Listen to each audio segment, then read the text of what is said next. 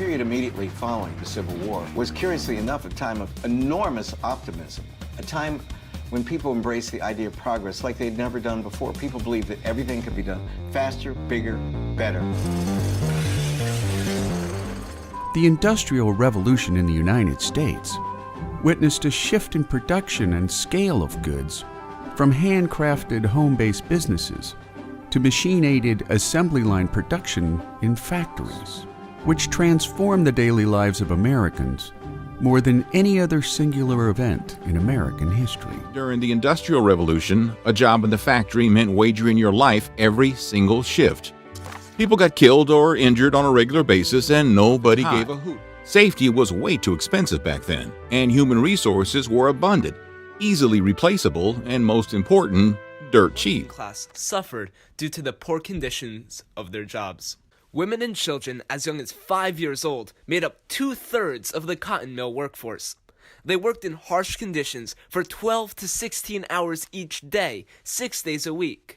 The workers did not stop for meals, there was no security of employment, and women were required to work while pregnant. Child laborers were hurriers. They carried over 50 pounds of coal through the mines, and they were only paid 1 shilling per week. Yet they had to pay for their wages, own candles. but a little less acceptable for 19th century England. But that didn't stop them from subscribing to the miasma theory. Rather than go to the source of the foul odors, doctors focused on the odors themselves. Even our friend Chadwick, who wrote some of the most important reports in legislation about sanitation, was a big believer in it's the smells that are the real problem. Under his watch, refuse was dumped into the Thames River to curb the odors plaguing London.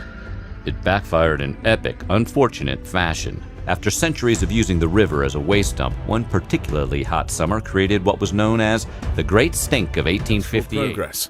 Industrial labor opportunities drew people to the cities from the countryside, to such an extent that in 1750 only 15% of the population of Britain lived in towns. By 1850, over 50% of the entire population of Great Britain lived in either a town or a city, and by 1900 it was 85%.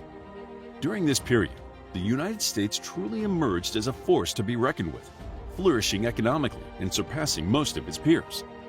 Things changed quickly around the world. Railways were built everywhere.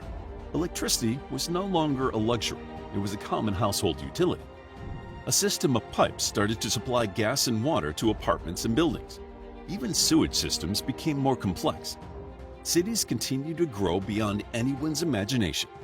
Their density increased in terms of people, infrastructure, and activity. The Industrial Revolution changed the world by transforming business, economics, and society. These shifts had major effects on the world and continue to shape it today. Before industrialization, most European countries had economies dominated by farming and artisan crafts such as hand-woven cloth. It was a period of rapid social and technological change that shaped the world we live in today. Here are some of the most transformative technologies to come out of the Industrial Revolution. 1. The flying shuttle. This invention doubled the output a weaver could make. 2. The spinning jenny.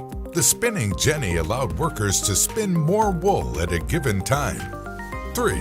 The cotton gin. The cotton gin separated the seeds and fibers from cotton much more efficiently. 4. Electrical telegraph. This invention made near-instant communication possible.